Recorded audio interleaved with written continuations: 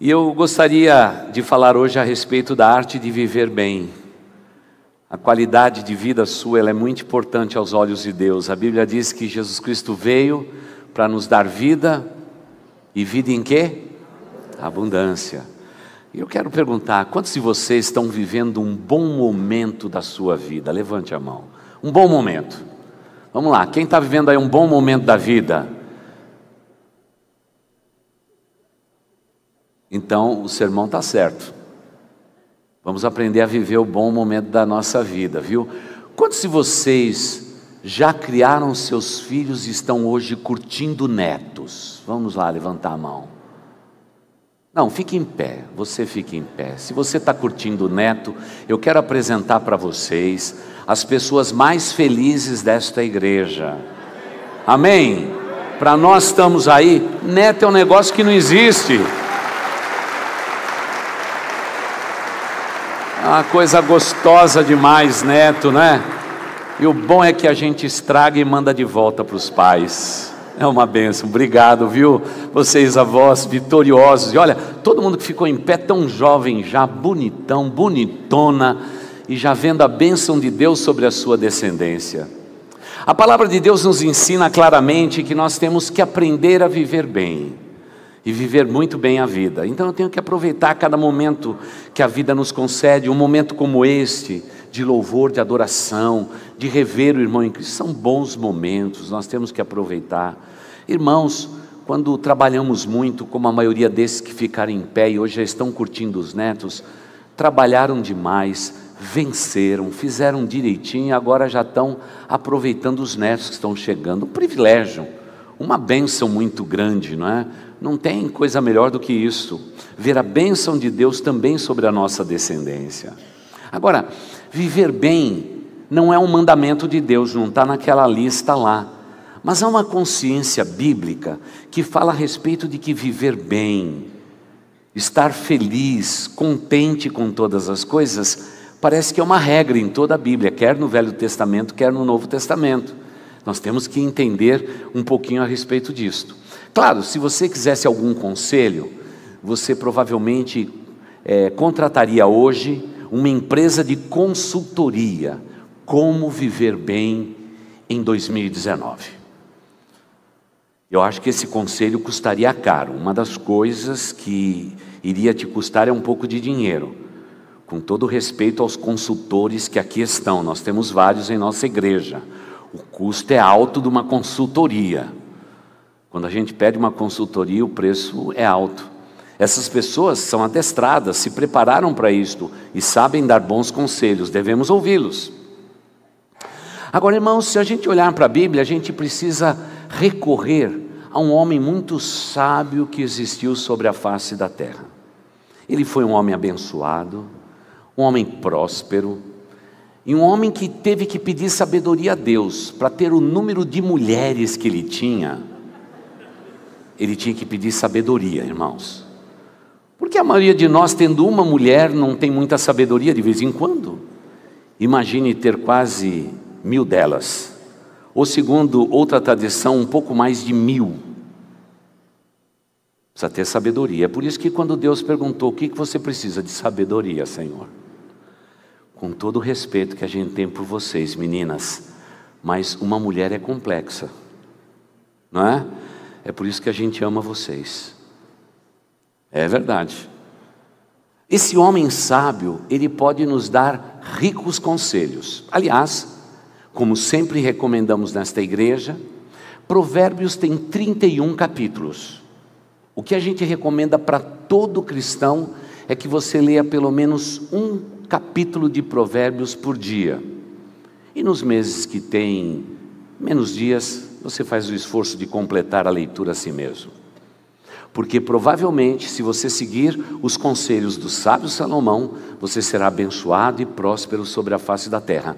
Porque a respeito de quase tudo de conselhos, Provérbios tem para você. Para fazer de você um homem, uma mulher com sabedoria e com isto viver a sua vida bem com a vida, bem de vida. É isso que a gente quer falar hoje com vocês. Agora, Esse será sempre um desafio, porque a gente sempre quer o melhor.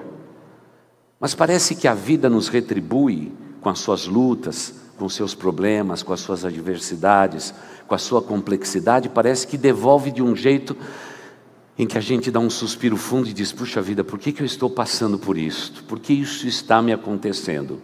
E é exatamente nesse tempo que a gente precisa dessa sabedoria para viver bem. É claro que se a gente perguntar o que significa viver bem, não é?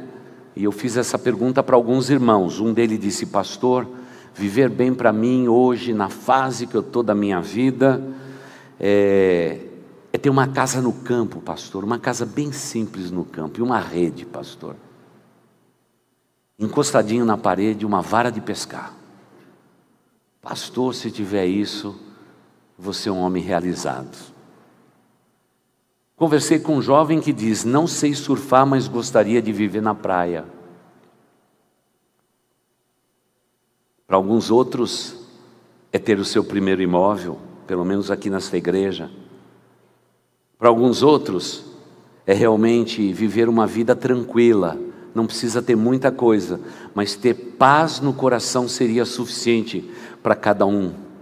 Eu sei que cada um de nós temos o nosso melhor, muda de pessoa para pessoa, mas a palavra de Deus nos enriquece, e ela que nos ensina a respeito desse conceito valoroso de como viver a vida melhor e como viver bem a nossa vida. Para isso vamos ler aquele capítulo de Provérbios, capítulo 2, os versículos de 1 a 6. Provérbios começa com uma explosão de pensamentos e declara claramente que o grande problema da humanidade é o pecado, e diz que se os pecadores vierem a ti com blandiças, você deve refutá-los, porque o pecado é uma conspiração contra uma vida boa. Quem peca não vive jamais uma vida boa.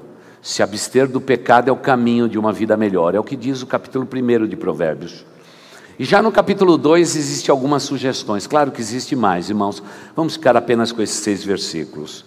Esses versículos bíblicos, em Provérbios capítulo 2, versículos de 1 a 6, que diz assim: meu filho, se você aceitar as minhas palavras e guardar no coração os meus mandamentos, se der ouvidos à sabedoria e inclinar o coração para o discernimento, e se clamar por entendimento e por discernimento, e gritar isto bem alto, se procurar a sabedoria como se procura a prata, e buscá-la com quem busca um tesouro escondido, aí então você entenderá o que é temer ao Senhor e achará conhecimento de Deus, pois o Senhor é quem dá sabedoria.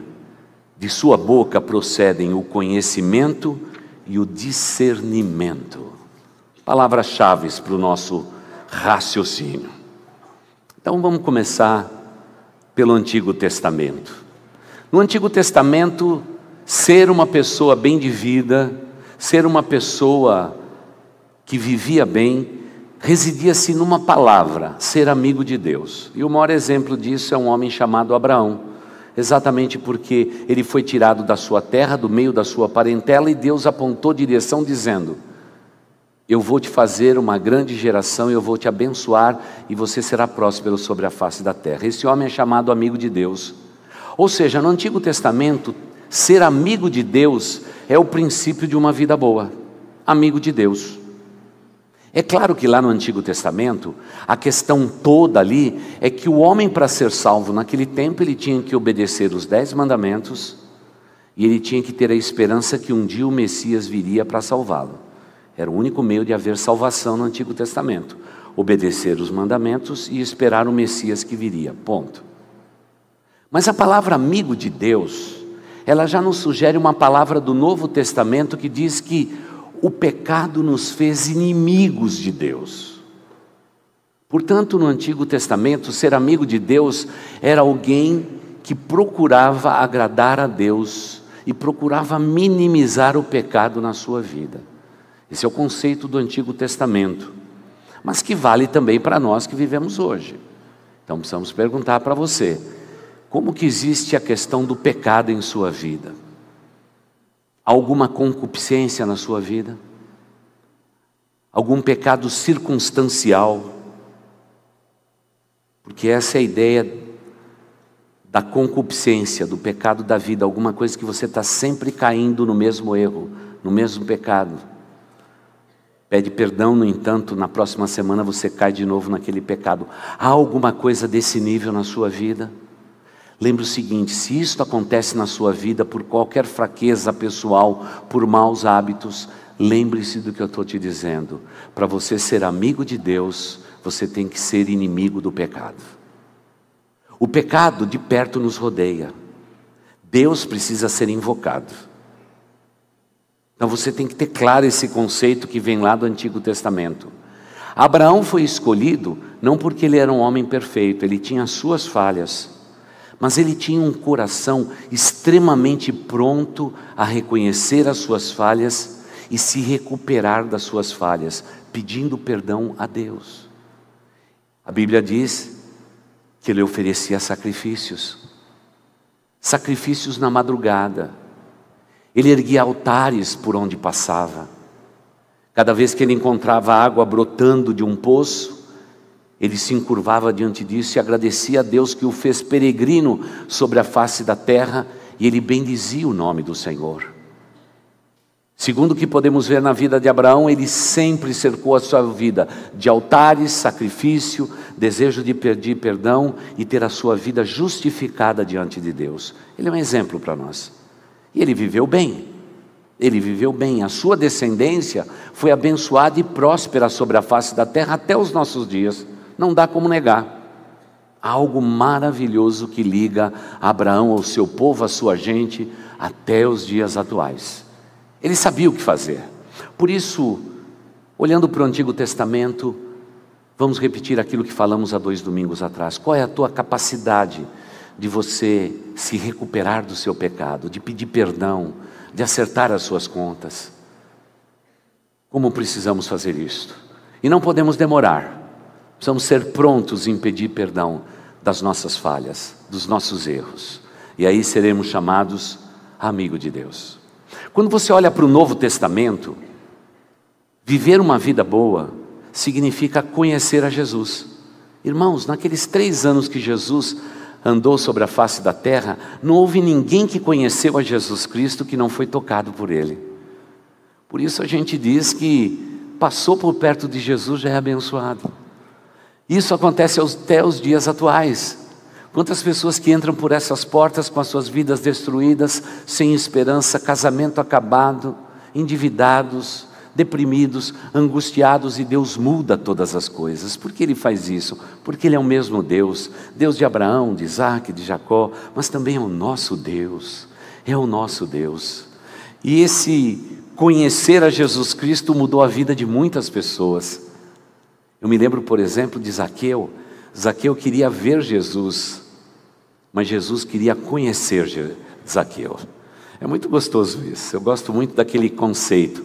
Ele sobe numa árvore, num cipreste bravo, para ver Jesus com os seus olhos. A fama de Jesus era tão importante que ele queria ver Jesus.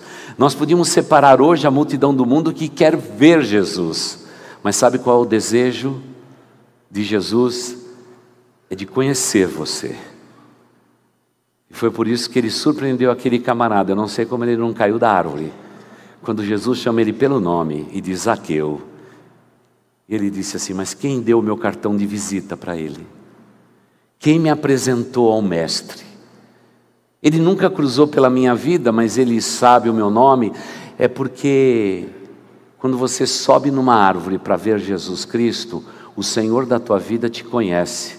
Você nunca estará escondido dos seus olhos. E é óbvio que Jesus chegou na casa dele e ele falou tudo. Falou: Senhor Deus, eu sou um pecador, não sou digno do Senhor estar na minha casa. Senhor, eu quero dizer mais, se alguém eu roubei alguma coisa, eu restituo 4 vezes mais. Eu dou tudo o que eu tenho.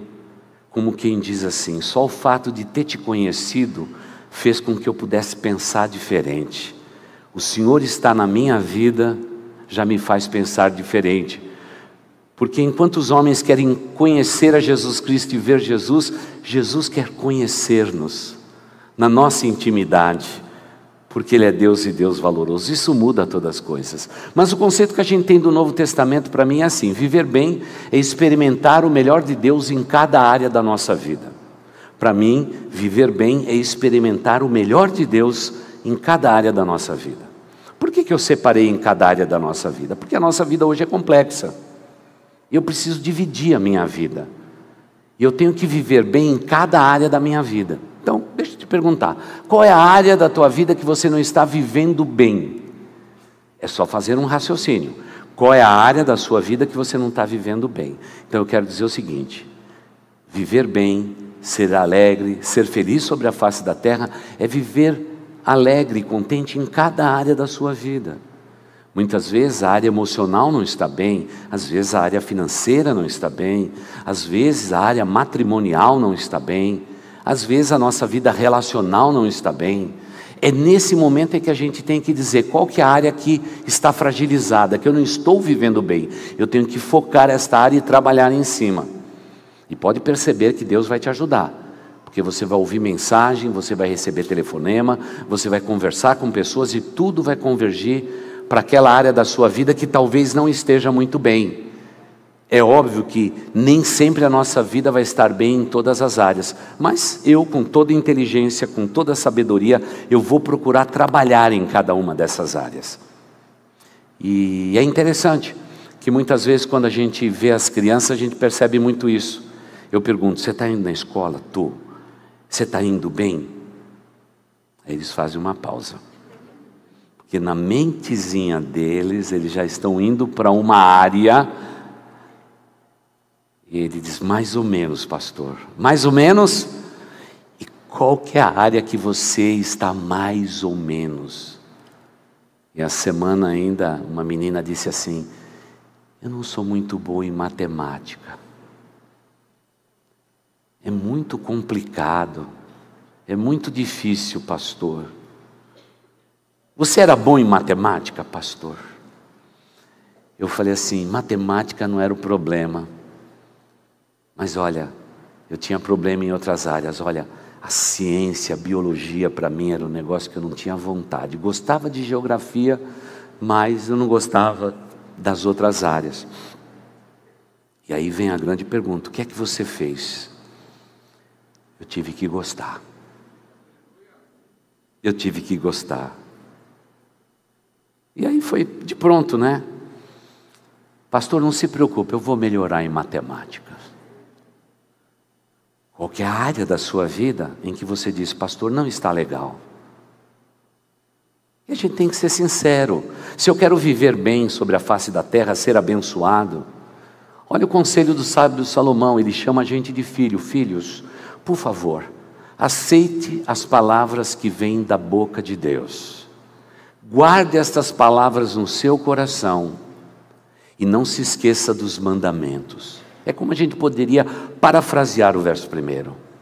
Por favor, filho meu, se você quer viver bem sobre a face da terra, ouça a sabedoria, ouça os conselhos sábios, mas por favor, faça um esforço pessoal, se incline o seu coração para o discernimento.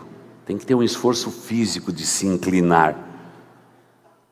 Quando você vê os judeus orando no monte da lamentação, eles estão com o livrinho deles e sempre se inclinando, sempre se inclinando, sempre se inclinando, sempre se inclinando, e diz assim: não para isso não, aquela dobradiça dele ali nas costas ali vai entrar em parafuso já, vai ter problema de costa. É porque eles são literais. Eles inclinam o coração dele para a palavra de Deus e para a casa do Altíssimo. Então é por isso que eles estão fazendo assim. Tem 3 outros sentidos, mas esse é o mais simples de todos, menos complexo para se explicar. Então o sábio Salomão diz assim: para fazer isso, você precisa de discernimento. Irmãos, essa palavra discernimento para mim é a chave desse texto.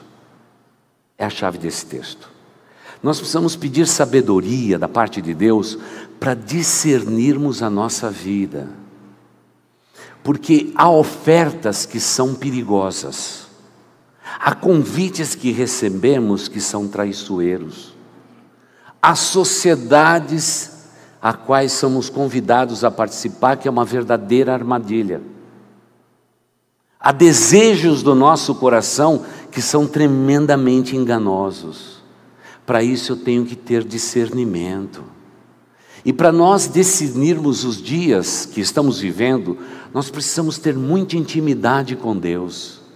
Ler a Bíblia, orar, ter o nosso tempo a sós com Deus, pedindo discernimento. Eu fico imaginando vocês, empresários, que têm que tomar em média decisões aos milhares a cada mês. Como vocês precisam mais do que habilidade que você ganhou nos bancos de uma faculdade, da profissão que você recebeu, ou da opção de vida que você fez achando um nicho para poder trabalhar, sustentar você e abençoar a vida de muitos. Eu fico imaginando como que vocês precisam de discernimento. E não é um discernimento humano, mas acima de tudo espiritual. Uma dona de casa, com todas as decisões que ela toma a cada dia, ela precisa de muito discernimento espiritual. Porque às vezes uma palavra dada a um filho, aquilo pode construir como pode desconstruir. Uma amiga no telefone falando alguma maledicência, alguma coisa mal, precisa ter discernimento. Tudo na nossa vida gira em torno disso. Imagine, por exemplo, um dos nossos jovens chegando para uma universidade. Como precisa aprender a discernir os dias, as companhias, as pessoas que estão ao seu redor. A palavra, às vezes, honrada e querida e apreciada de um bom mestre, que muitas vezes contraria princípios que são eternos. Como eu preciso de discernimento. Em todas as áreas da nossa vida nós precisamos de discernimento. E me permita dizer, discernimento espiritual, irmãos. Por quantos dias são maus. Em tudo que fazemos. Como precisamos disso? Talvez parece que esse texto, quando fala que eu preciso ter um coração para o discernimento, e se eu clamar por entendimento e por discernimento, eu tenho que gritar bem alto. A palavra gritar bem alto é dizer para todos e dizer para nós mesmos que eu preciso de discernimento. Eu preciso de discernimento. E o verso 4 diz: e se você procurar a sabedoria como quem procura a prata, e buscá-la com quem busca ouro ou tesouro escondido, então você entenderá, o verso 5, o que é temor ao Senhor, e achará o conhecimento de Deus. O discernimento me leva a despertar no meu coração o sentimento de temor de Deus. E essa geração não tem mais temor a Deus. Peca porque Deus perdoa. Isso é abusar da graça de Deus. Deixa eu pecar durante a semana, porque no domingo eu acerto as contas com Deus. Não faça isso na sua vida, porque mostra que você não tem entendimento espiritual, não está discernindo a sua vida, e pior, você está pegando algo nobre da parte de Deus, e você está simplesmente pisando em cima com o seu pecado. E de volta a gente fala do pecado, porque o pecado é a pontinha do iceberg. Debaixo da água existe realmente uma montanha de desafios. E hoje nós estamos vendo numa geração que não se temem mais ao Senhor. Geração antiga, aqui nessa igreja, por exemplo, não podia ir ao cinema. Era a regra da igreja. E alguns diáconos ficavam aqui no Cine Zelina, aqui na Avenida Zelina, só de olho, para ver se algum jovem ia lá. Eu ficava imaginando o plantão diaconal naquele tempo. Houve um tempo nessa igreja em que as rucinhas chegavam com a bochecha vermelha e não podia ter maquiagem, era vaidade. E algumas irmãs, esposas de diácono, passavam um lenço branco de seda para saber se tinha se maquiado. Você sabia que na nossa igreja tinha um código de se vestir? O máximo de uma saia acima do joelho tinha que ter 2 dedos. Se fosse isso, os diáconos e a diaconisa mandavam para casa para trocar de roupa. Quando você vê isso, você diz assim: pastor, isso é um absurdo. As pessoas têm que vir a Deus como quer. Mas era uma maneira muito poética daquele povo dizer: nós tememos a Deus desse modo, nós reverenciamos ao nosso Deus dessa maneira. Você sabia que naquele tempo ninguém falava dentro do santuário? Ninguém falava com respeito a Deus. Começava a tocar o prelúdio, todo mundo parava do que estava fazendo, abaixava sua fronte e orava enquanto que o órgão tocava o prelúdio. Era a reverência que tinha a Deus. As orações eram feitas com a cabeça baixa, em reverência a Deus. Ninguém precisava dizer: incline sua fronte, vamos orar. Todo mundo fazia assim, a reverência a Deus. O que transpirava é que tinha que ter uma geração que tinha que ter temor de Deus. Eu me lembro dos diáconos da igreja que contava: pastor, a gente jogava bola e não podia jogar bola, pastor. Eu falei: dá certo, pastor. A bola mesmo é o ovo do diabo. Estraga um monte de amizade. A bola é o ovo do diabo. É uma coisa horrível. Amigos bons. Até aqui na igreja, de terça-feira, de vez em quando, um dá um encontrão com o outro e diz assim: o que é isso, meu irmão? O que foi? Vai encarar? Pronto, já. É a bola, ovo do diabo. Irmãos em Cristo, nem jogam profissionalmente. São tudo craque, daqueles recalcados, que não joga nada e vai tirar o estresse na terça ou na quinta, mas até briga com o irmão em Cristo por causa do ovo do diabo. Naquele tempo não podia jogar bola. Um dos diáconos da igreja dizia assim: mas pastor, quando chegava no sábado a gente ia lá no cemitério jogar bola, pastor. A gente escondia na casa de uma senhora velhinha da igreja as traves, e a gente levava e montava lá e a gente jogava, pastor. Ele falou: mas pastor, um dia nós estávamos tudo jogando bola, aquela festa, aquela criançada toda, aquela festa, e de repente o pastor Carlos Grigorovitch chegou na beira do campo, com o seu chapéu, seu paletó e gravata, e ficou olhando a bola correr de um lado para o outro. Falou: pastor, de repente todo mundo começou a sentir dor na perna, dor no outro lugar. E pastor, acabou o futebol naquele dia. Pastor olhou para aquilo tudo e foi embora. Guardada todas as proporções, irmãos, o que a gente percebe claramente nisso é que era uma geração que transpirava o temor de Deus. Eu não peco para que Deus perdoe. Se eu pecar, eu tenho um advogado, Jesus Cristo, o melhor advogado. Mas a Bíblia foi escrita e eu vivo para ter entendimento, discernimento para não pecar, porque eis aí o princípio da sabedoria. O princípio da sabedoria, o temor de Deus. Por isso, eu anotei aqui no meu conceito, você pode ter o seu, eu tenho os meus, a respeito de chaves para a gente viver bem.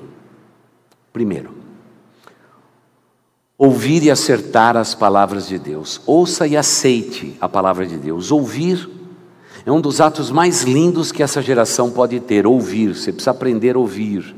Ouça a voz de Deus, ouça a palavra de Deus. Nós temos que estar sujeito a essa influência. É o poder da palavra de Deus. A Bíblia diz que a fé vem pelo ouvir, e ouvir o quê? Da palavra de Deus. Eu preciso ouvir, eu tenho que estar exposto à palavra de Deus. Agora lembre-se, o culto da manhã, o culto da noite, o culto de quarta-feira, nos nossos 3 cultos públicos, em que todos vocês têm que estar presentes, eles não são suficientes para você ouvir inteiramente a palavra de Deus. Você precisa abrir a palavra de Deus e ler a palavra do Senhor nosso Deus. Você precisa se alimentar. Você precisa buscar na palavra de Deus esse entendimento. Agora, você não precisa apenas ouvir em segundo lugar, você precisa se inclinar a ter entendimento. Eu tenho que ler, tenho que ouvir da palavra de Deus, mas tenho que sempre perguntar: o que esse texto tem a ver com a minha vida?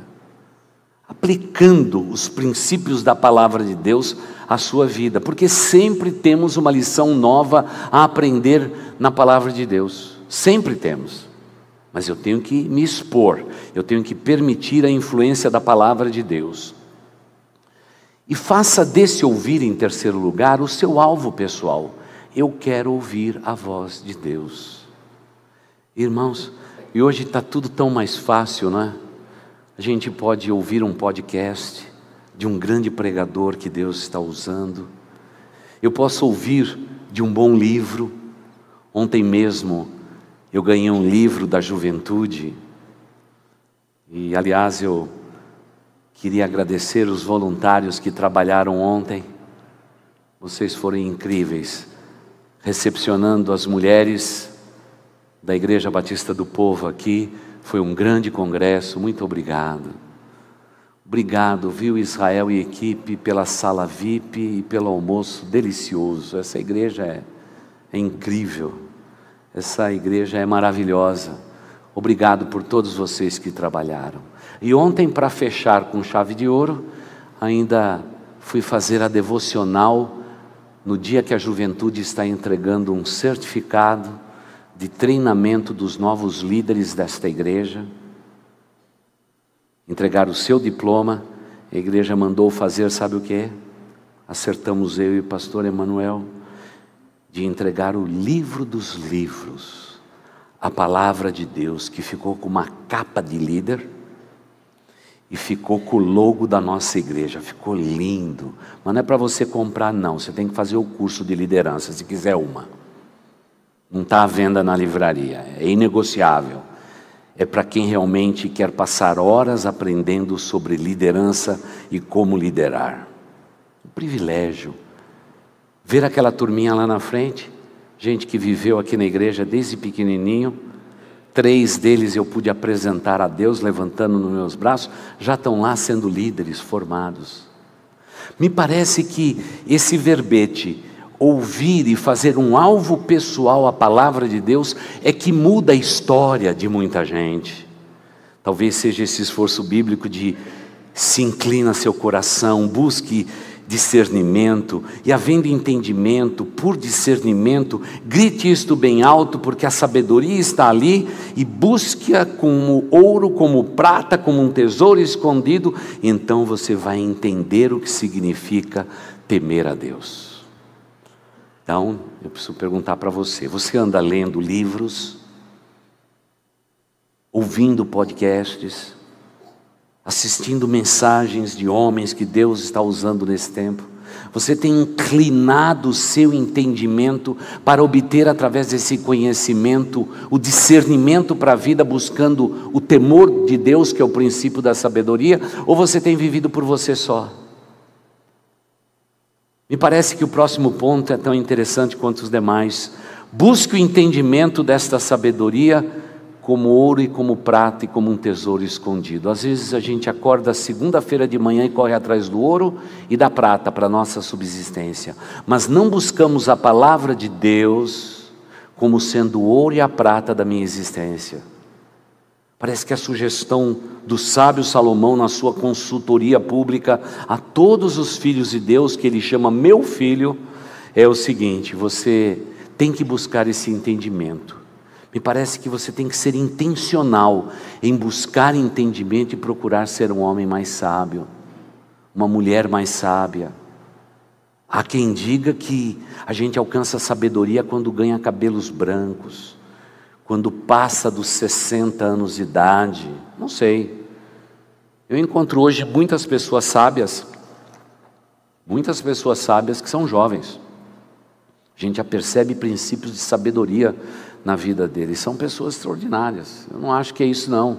Eu acho que a demanda é proporcional ao entendimento que eu tenho de busca desse discernimento, e a palavra de Deus, ela é rica, ela é simplesmente estonteante e maravilhosa.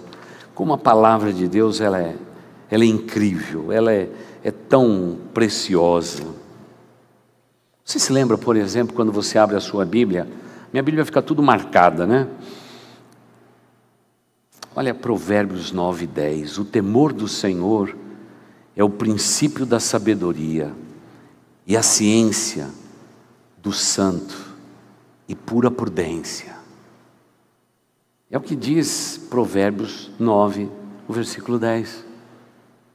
Você tem buscado a sabedoria?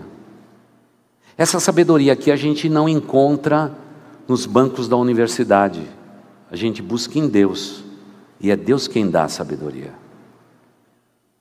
Numa universidade a gente ganha em conhecimentos. E diga-se de passagem, nós temos nas nossas universidades, nas escolas, pessoas extraordinárias que deveriam ser muito honradas nesse país, e não são.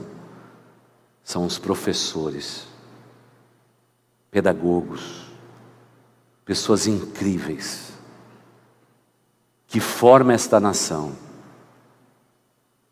Um amigo meu me disse há anos atrás, quem deveria ter o maior salário desse país não seriam os políticos, não, teriam que ser os professores.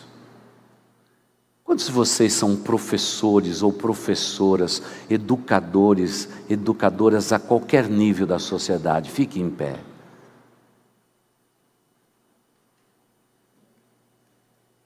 Pode aplaudir.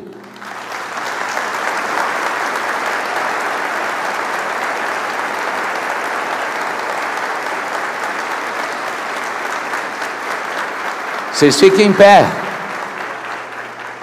Diante de vocês, em nome da nossa igreja, eu me encurvo em respeito a vocês. Em nome da minha igreja, tão amada e querida, eu me encurvo diante de vocês. Amados que estão aqui nesse bloco, eu me encurvo. Vocês que estão aqui, mesmo que tantas coisas difíceis aconteçam em vocês no ambiente de aula, eu me encurvo para vocês. Para vocês educadores, eu me encurvo diante de vocês, em nome da nossa igreja e em nome do Senhor Jesus Cristo. Obrigado pela vida de vocês. Vocês é que realmente estão fazendo desse país o que ele precisa ser. Sejam incansáveis, porque ao transmitir conhecimento a cada um dos seus alunos, quer numa escola, no ensino fundamental, básico, quer numa universidade, vocês estão fazendo um trabalho que esta nação não tem como retribuir. Muito obrigado por vocês existirem. Que Deus abençoe grandemente a vida de vocês. Vocês podem se assentar. Irmãos, nós vamos para estas escolas para adquirir conhecimento, e essa turma enche o nosso coração de conhecimento. Mas a sabedoria que está falando aqui é aquela sabedoria que começa com o temor do Senhor. Quando colocamos Deus no primeiro lugar, como dizemos, o Senhor é adorado, não nos confundiremos. Tu és o Deus da minha vida. Eu vou pautar a minha vida e o meu viver pela tua pessoa. Não estarei apoiado apenas no conhecimento humano, mas eu quero buscar atentamente, diligentemente, o entendimento do Senhor, o discernimento de temer ao Senhor, ter respeito, reverenciar o Senhor. Eu não tenho medo do Senhor, eu tenho temor do Senhor. Quando chegamos nesse nível de entendimento, irmãos, a nossa vida é mudada por completo. Talvez alguém diga, mas pastor, temer ao Senhor é um desafio, eu preciso de muita sabedoria. Ok, vamos lá para Tiago capítulo 1, verso 5. Você precisa de sabedoria? Alguém tem falta de sabedoria? Peça a Deus, que a todos dá liberalmente, e não lança em rosto, e o que você pedir lhe será dado. Busque a sabedoria. É simples, é um desejo de buscar a sabedoria, porque é isso que tem o poder de mudar todas as coisas. Nós queremos viver bem a vida, mas queremos fazer isto pela nossa própria força. Deixa eu dizer uma coisa para vocês, irmãos. Deus honra a força do teu braço. Deus respeita a tua inteligência. Sabe por quê? Porque Ele deu tudo isso para você. E um dia Ele vai pedir conta de tudo isso. É Ele que deu. Mas Deus honra o teu esforço, o teu trabalho, o teu suor. Mas o desejo de Deus é que você viva uma vida bem e aproveite cada instante da sua vida. E como a gente tem dito, e com isso eu concluo, irmãos, a gente tem que aproveitar cada instante que Deus nos concede. E como a gente fala disso aqui, como precisamos aproveitar cada momento. Um café com um amigo, uma xícara de chá com quem a gente ama, é algo maravilhoso. É aproveitar a vida. Avós, correr atrás dos seus netos, é aproveitar a vida. Homem casado, viver bem com a mulher que Deus te deu desde a sua juventude, é viver uma vida sábia. Mulher, você honrar o homem que Deus te deu, é viver uma vida de sabedoria. Honre. Filhos, honre os seus pais, a tempo e fora de tempo. Quem manda na tua casa são eles. Viu? Você diz, não pastor, eu já sou dono do meu nariz. Depois do altar você fica com o teu nariz e com o nariz dela também. Mas até lá o nariz é do papai e da mamãe. Quem manda lá naquela casa é o papai e a mamãe. Pais, não queira mandar nos seus filhos depois que eles forem donos do seu nariz. Quando formarem um lar, deixa eles viver a vida deles. Não dá muito palpite não, viu? Porque sogro e sogra palpiteiro ninguém merece. Fique no seu lugar. Se pedir ajuda, é só eles levantar a mão, suspirar mais fundo, nós já estamos lá. A gente já está vendo que as coisas não estão boas.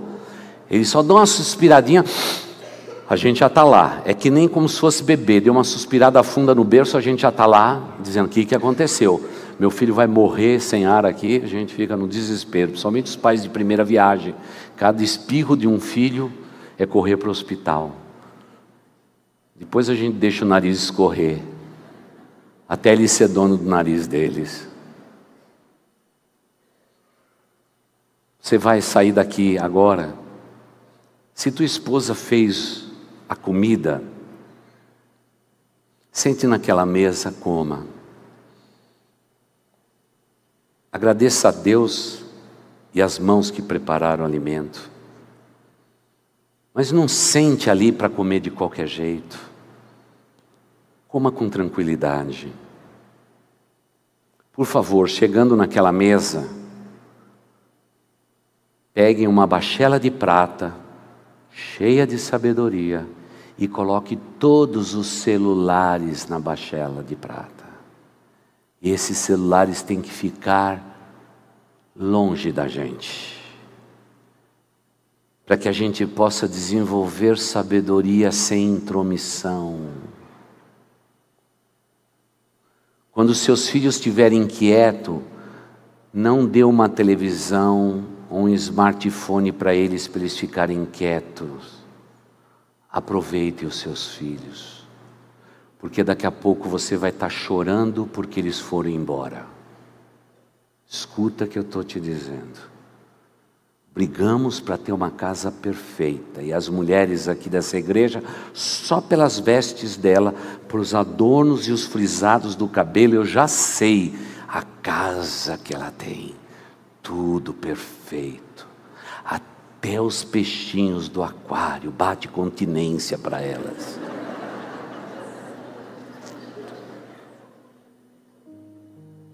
Mas mulher, naquela casa a gente não pode jogar bola. A gente não pode comer pipoca no sofá. A gente não pode tirar a mesa do centro para brincar de um jogo lá com todos os amigos. A impressão que eu tenho é que a gente não entendeu de que para a gente aproveitar a vida, a gente tem que aproveitar cada momento que Deus nos dá. Casais, vocês precisam namorar mais. Namorar mais. Para que existe sogro e sogra? É para deixar os filhos para a gente sair para comer junto. Por isso trate bem o sogro e a sogra. E diz assim: olha, será que você poderia ficar com as crianças? Fique tranquila. Eles vão dizer na hora: pode trazer. Se você quiser ficar a semana toda, fica tranquilo. Deixa que a gente cuida. Aproveite mais a vida que Deus está te dando. Às vezes, um pouco de água na hora certa é refrigério não só para a garganta do pregador, é na verdade um refresco para a alma. Aproveite cada momento que Deus te concede, porque eles são únicos e maravilhosos. Estar hoje aqui na casa de Deus é um privilégio que você tem. Aproveite esse tempo. Não fique preocupado. Às vezes a mulher está aqui já pensando no almoço, né? E se o pastor chegar perto da meio-dia, parece que o estômago do homem e a cabeça da mulher vão em outra direção. Aproveite o tempo que Deus está te dando aqui. Chegue mais cedo, converse com seus irmãos em Cristo. O pessoal lá do estacionamento diz assim: pastor, esse povo é engraçado, eles chegam tudo na mesma hora. E eu falo assim: que hora? Em cima da hora, pastor. Não dá para entender, você está vindo na casa de Deus, venha mais cedo. Vá para a sua classe de escola dominical, sente perto de alguém que você nunca sentou, ouça a sua história, existem histórias incríveis. Aproveite cada momento que Deus te concede. E por favor, porque viver bem faz parte da nossa vida. Na idade de trevas que o mundo viveu, os homens entendiam que quem cria em Deus tinha que sofrer para honrar o nome de Deus. Eles erraram o alvo. Quanto melhor você viver a sua vida, mais dignificado será o nome de Jesus Cristo. Quanto melhor você viver a sua vida e os seus dias e se alegrar, mais Deus vai ser exaltado na sua vida. Aproveite cada instante que a vida te concede, porque a vida, ela é gostosa desse jeito. E por favor, seja feliz e que Deus abençoe a você.